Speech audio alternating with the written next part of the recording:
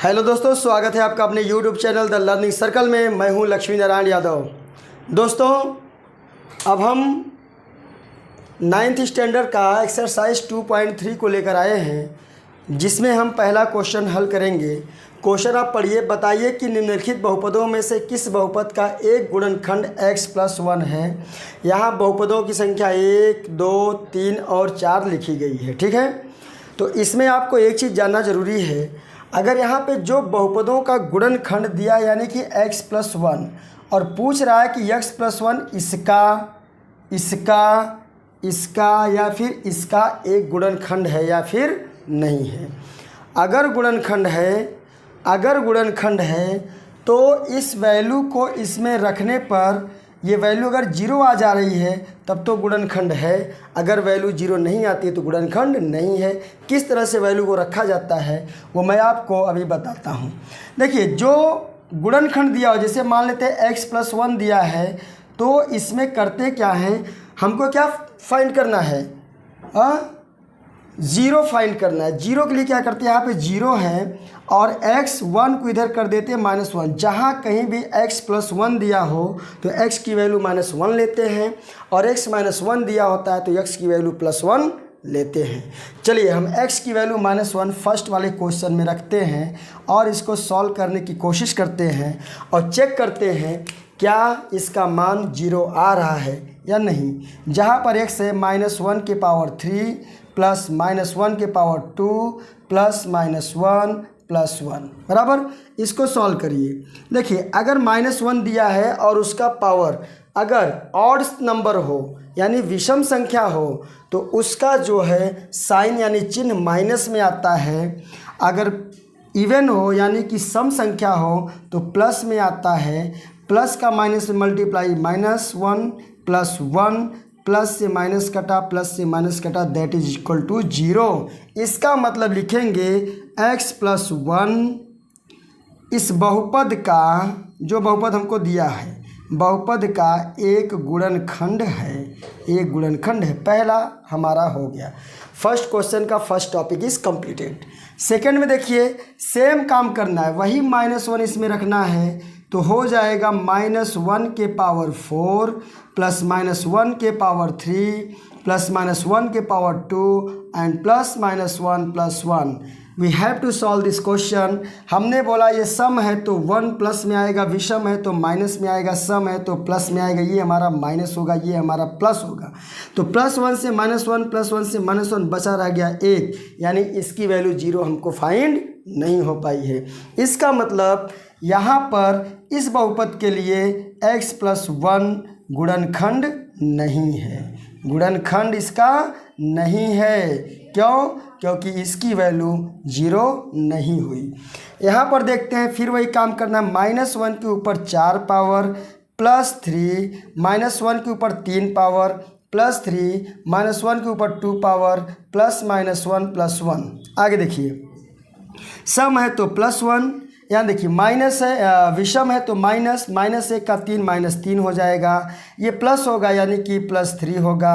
यहाँ पे -1 होगा +1 होगा। देखो, 1 के ऊपर यानी कि 1 के ऊपर चाहे जितने पावर रख दिए जाएं उसकी वैल्यू हमेशा 1 ही आती है। तो देखिए, प्लस को माइनस से कैंसिल कर दिया, प्लस को माइनस, यहाँ भी 1 बचा रह गया, यानी यहाँ पर भी x+1 इस सब द्विघात बहुपद का गुणनखंड नहीं है। ये बात याद रखिए, गुणनखंड नहीं है। ठीक है, चौथा को देखते हैं, चौथे पार्ट को। यहाँ पर देखिए, फिर वही काम करना, -1 के ऊपर 3 power plus -1 power 2 -2 plus √2, x की जगह -1 प्लस रूट में 2। सॉल्व करना सीखिए। 1 का तो क्यूब 1 ही आता है, लेकिन माइनस अगर यहाँ विषम है तो -1 आएगा, ये +1 आएगा। ध्यान दीजिए, इस -1 का मल्टीप्लाई माइनस के साथ होता है प्लस हो जाता है, बाकी जो चीज़ें बचती है उसको हम यहाँ पे ले देते +2 और प्लस रूट में 2 प्लस रूट में 2। आई बात समझ में? प्लस माइनस कट गया। ठीक है, यहाँ पर शायद -2 प्लस हो गया, कोई बात नहीं है। इसका मान आ गया हमारा 2 प्लस रूट में 2। इसका मतलब यह भी 0 आ गया, तो यहाँ पर भी x+1 गुणनखंड नहीं है। गुणनखंड नहीं है। तो दोस्तों फर्स्ट क्वेश्चन हमारा कंप्लीट हुआ। क्वेश्चन नंबर 2 है, प्रत्येक स्थिति में, आधा ही मैंने लिखा है, प्रत्येक स्थिति में gx px का एक गुणनखंड है या नहीं, ये हमको चेक करना है। देखिए यहाँ पे 2 चीज़ें दिया है, यहाँ पर तो एक gx दिया है, दूसरा px। अगर भाई कोई भी एक बहुपद दूसरे बहुपद का गुणनखंड है या नहीं है, उसके लिए भी हम सेम वही फार्मूला यूज करते हैं।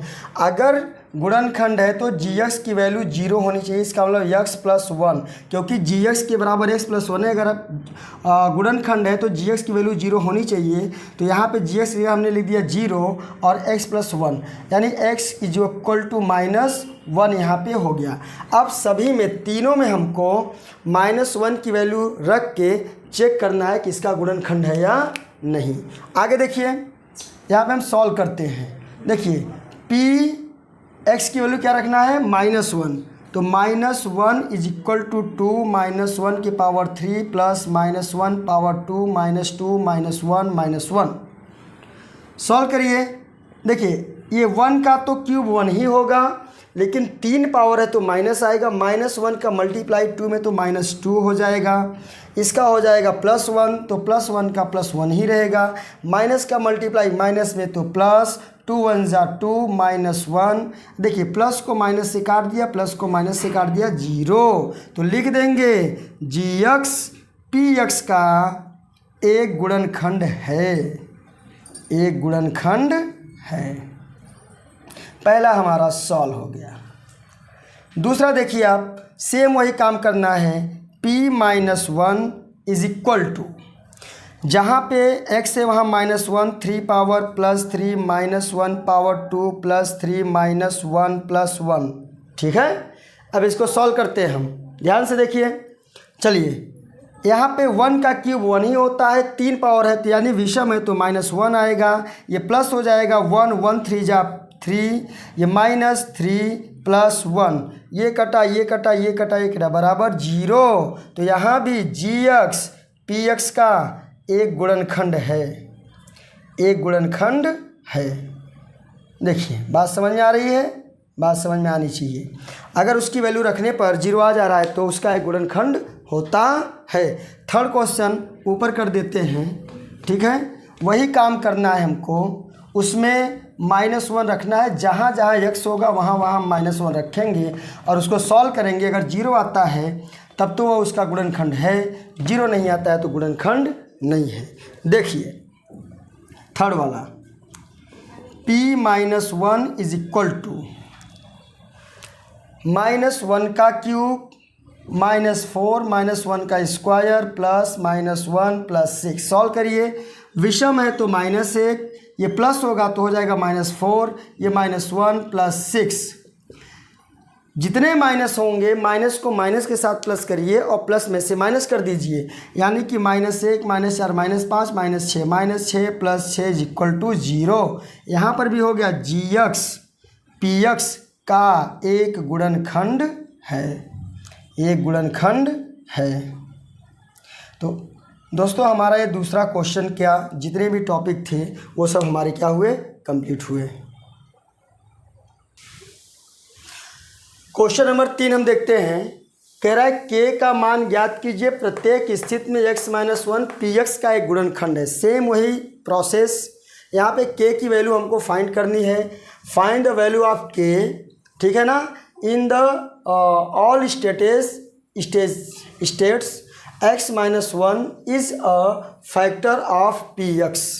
ओके, इंग्लिश में समझना है तो देखिए यहाँ पे हमने आपको क्या बताया, अगर x - 1 देता है तो x - 1 = 0, x = 1 प्लस मान रखते हैं इसका, इसकी वैल्यू हम प्लस को रखते हैं इसमें। अगर गुणनखंड होगा, इसका गुणनखंड होगा, गुणनखंड अगर x - 1 px का एक गुणनखंड है, लिख लीजिए यहाँ पे एक गुणनखंड है यानी फैक्टर है, तो px = क्या होगा, 0 होगी। तो px की जगह क्या रख देते हैं, 0 = और x की जगह क्या रखते हैं हम, +1। तो 1 का स्क्वायर प्लस 1 प्लस के, 0 इज इक्वल टू 1 का स्क्वायर 1 प्लस 1 प्लस के, 0 इज इक्वल टू 1 1 प्लस कर दिया 2 प्लस के, और के इज इक्वल टू 2 को अपोजिट साइड ले जाएंगे तो माइनस हो जाता है। ये वैल्यू हमको मिल गई के की माइनस में 2। ठीक है, जहाँ डाउट हो देख लीजिए, डाउट नहीं होना चाहिए। ठीक है, के के पास 2 था, अभी के से अलग 2 हो गया, इसका मतलब हमने के से उसको अपोजिट डायरेक्शन में कर दिया। अपोजिट डायरेक्शन में जाने के बाद कोई भी नंबर है उसका साइन चेंज हो जाता है, ये बात आपको समझनी होगी। नंबर 2, यहाँ भी क्या हो जाएगा, 0 इज इक्वल टू 2, जहाँ पर x है उसकी वैल्यू 1 रख देते हैं, तो 2 इंटू 1 का स्क्वायर प्लस के इंटू 1 प्लस रूट में 2, बात खत्म।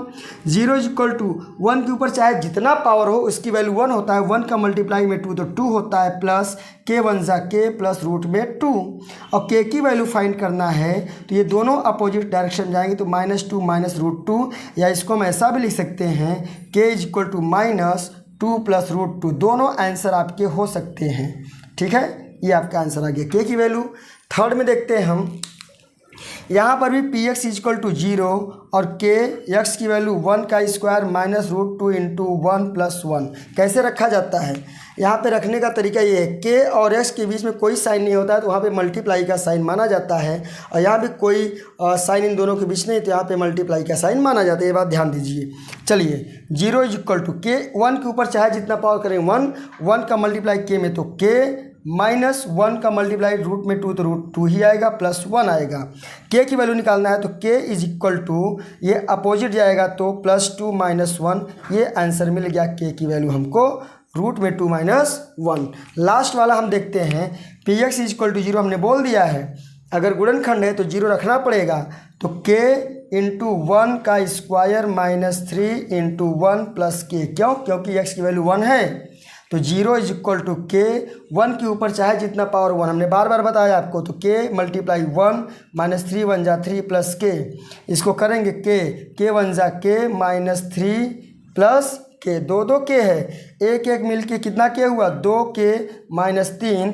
अब यहाँ से 2 के इज इक्वल टू अलग जाएगा तो माइनस से प्लस हो जाएगा, के इज इक्वल टू 3/2, ये हमारा आंसर आ गया।